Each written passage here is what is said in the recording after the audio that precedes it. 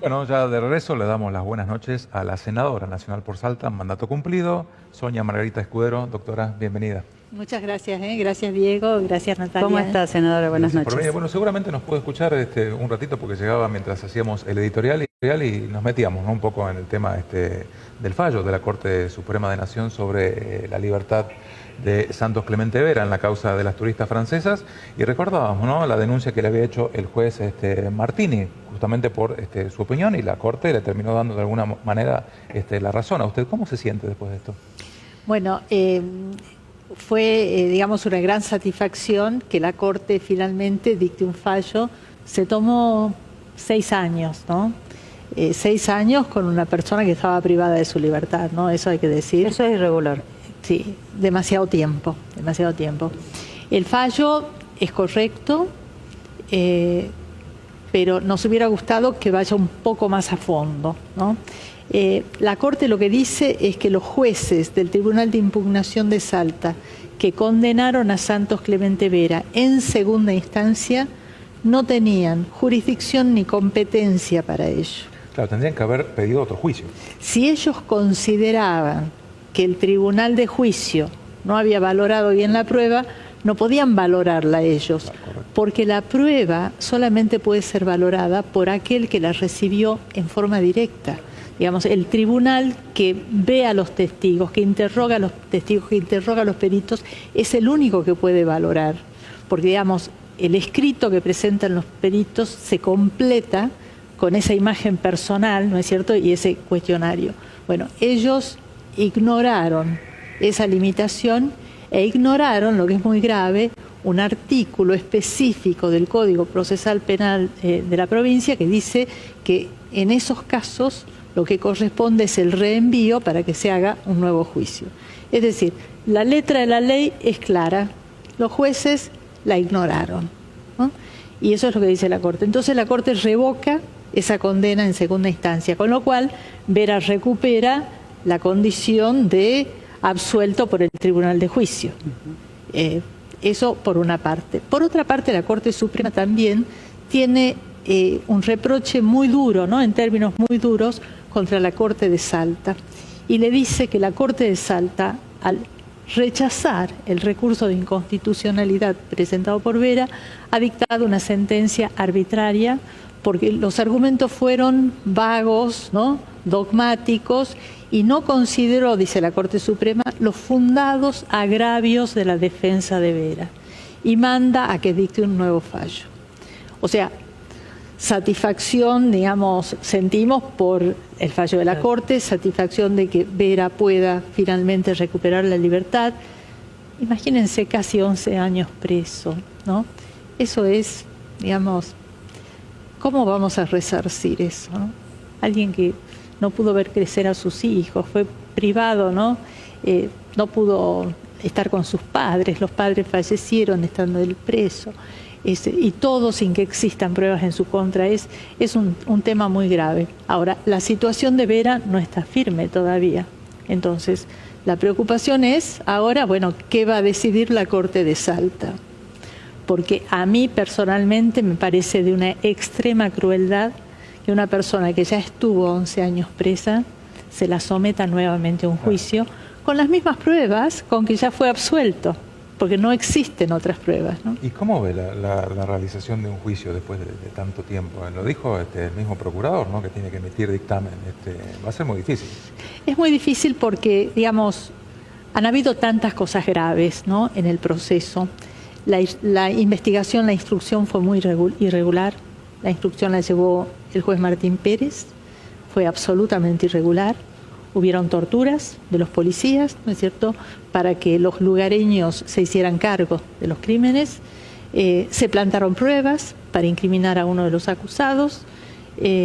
Esas son, no estoy hablando en el aire, hay expedientes que investigan estos hechos. Sí, de hecho el caso de las torturas y las vejaciones no está cerrado todavía tampoco. Está para fecha de juicio. Claro. O sea ¿cuántos años han pasado? 11 años, 13 años. Todavía no se llevó a un juicio. Todavía no llegaron a juicio.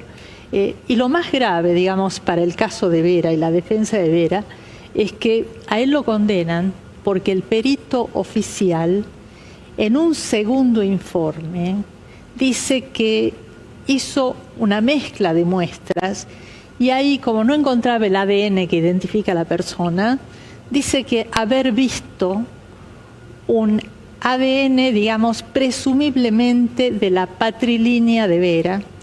¿Qué quiere decir eso? Que alguien pariente de hasta 15 generaciones puede compartir ese perfil de patrilínea. Cuando Vera, que sostiene su inocencia, pide hacer una contraprueba. Cuando llega el perito de parte de Vera, que es un experto de la Fundación Favaloro, y se presenta al juzgado a recibir los hisopados para hacer la contraprueba, le dicen que no están, que han desaparecido. Con eso hicimos la contraprueba. Pero ¿cuál es la contraprueba? Que él me dice que quedaban 3 muestras, cuando viene el Raimundi a sacarme el ensopado y sacarme la sangre para proteger, entonces me pide la muestra y no estaba. No, que se ha deshecho, que todavía decía. El otro perito. Claro, o sea, que sí, que se perdió la muestra, que no están, y bueno, el abogado hizo un informe, lo presentó, que se perdió la muestra. Que se perdió la muestra. Que la policía ha deshecho, sí. ¿Cuándo te dijeron que se perdió la muestra? En ese lapso de que tenía el término de esperar para hacer la contraprueba, porque te dan tiempo. ¿Entiendes? Pongámosle, me decía hoy el doctor Corach, te encontró este perfil y bueno, para nosotros vos tenés, el juicio tenés, vos sos, ¿entendés? Yo decido hacer la contraprueba y como dice, bueno, sí, que tenés tantos tiempos, le dieron tiempo al doctor, los tiempos, ¿viste? Y bueno, y en ese tiempo, sí. Ponle que dura 2 semanas, el doctor viene la semana que viene, en tiempo y forma, y pide la muestra. Supuestamente si él tenía las 5, dio 2 y quedaba una para darme a mí, y dice, no están, se han deshecho, se la han tirado. Y yo me acuerdo clarito que el doctor Raimundi le dijo, ¿cómo que se tiraron? ¿Sabes de lo que estás hablando? Le dije, un caso internacional y no tener la muestra, le dijo.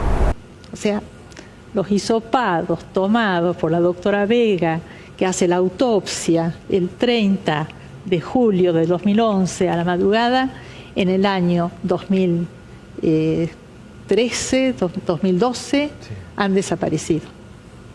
¿No? ¿Cómo vamos a hacer un nuevo juicio?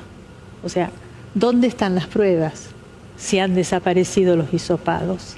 Claro. O sea, es todo muy complejo, pero yo la sigo escuchando y voy tomando nota de lo que usted dice porque estuvo mal hecha o fue irregular la instrucción.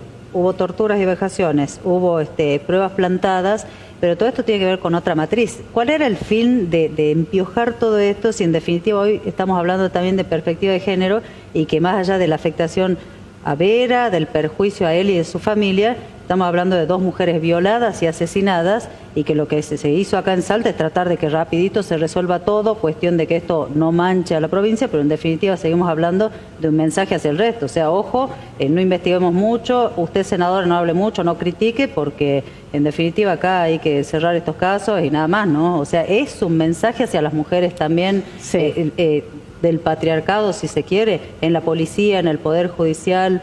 ¿Cómo afecta a las mujeres esta forma de investigar y de trabajar? Afecta gravemente porque manda un mensaje a la sociedad de que la violencia contra las mujeres es tolerada, ¿no? O sea, eso es el mensaje más negativo que se manda a la sociedad. En este caso hay que analizar el contexto, ¿no? Y en eso Jean-Michel Bouvier, el padre de Cassandre, de una de las víctimas, señala, ¿no? En el 2011 se preparaba una reunión del G20 en París.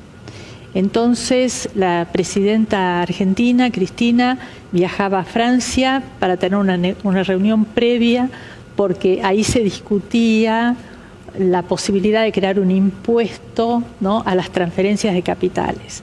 Entonces, el día de la reunión, el tema de la agenda eran 2. El asesinato de Cassandre Yuri en Salta y este tema del G20. La presidenta llega a Francia porque Sarkozy la presionaba y obviamente la presidenta llamaba todos los días al gobernador, presionaba porque él quería una respuesta para la presidenta argentina. De ese entonces, Juan Manuel Urtubey. Y entonces lo que dice Bouvier es, me presenta la presidenta Kirchner en París 2 días antes de la reunión con Sarkozy un informe con el detalle del avance de la investigación, un informe que no tiene firma ni fecha, que termina el 31 de agosto, donde el caso está cerrado. Todo está descubierto, ¿no? Y lo más curioso, eso lo estuvo exhibiendo en las reuniones que tuvo estos últimos días, dice de la autopsia, ¿no? La autopsia, yo digo la doctora Vega, el informe ese no dice qué es lo que concluye la autopsia sobre la fecha de la muerte. Claro. No dice nada. Pero a continuación dice que la muerte fue 14 días antes del encuentro de los cuerpos por un informe entomológico. Entonces, ahí es donde él funda la necesidad de reapertura de la investigación. Porque él dice, la autopsia de la doctora Vega, que lo hace en el Hospital San Bernardo justamente en la madrugada del encuentro de los cuerpos, determina que los cuerpos no tenían más de 3 días de fallecimiento. Estamos hablando 30 de julio, estamos 26, 27 de julio, esa era la fecha. Cuando los cuerpos son entregados a los familiares y viajan a París, en París que se había abierto otra investigación, se hace también una autopsia, que utilizan 2 técnicas, la misma tradicional que utilizó la doctora Vega y otra que es hacer un escáner de los cuerpos. Y con esas 2 técnicas son coincidentes con el resultado de la doctora Vega, no más de 3 días de muertes. Y aquí los jueces han determinado, por el informe de una entomóloga empleada del CIF, que analizó una larva y determinó que esa larva tenía 14 días. Le entregaron la larva, aparece en un frasquito. Esa prueba no se puede reproducir porque la larva se murió al hacer el estudio. O sea, ¿cómo vamos a hacer para un nuevo juicio? Lo que necesitamos es una nueva investigación que aclare todos estos puntos. Y hay más, digamos, hay 3 ADNs que identifican personas que fueron detectados, 2 masculinos en los restos del pantalón de Casandre y un femenino en el hisopado anal de Casandre que no han sido identificados. Claro. Y yo recuerdo en el juicio oral el perito francés que declaró por videoconferencia y dijo, bueno, hay 3 ADNs que no se corresponden con ninguno de los que están en el banquillo de los acusados. O sea, eso tampoco se investigó.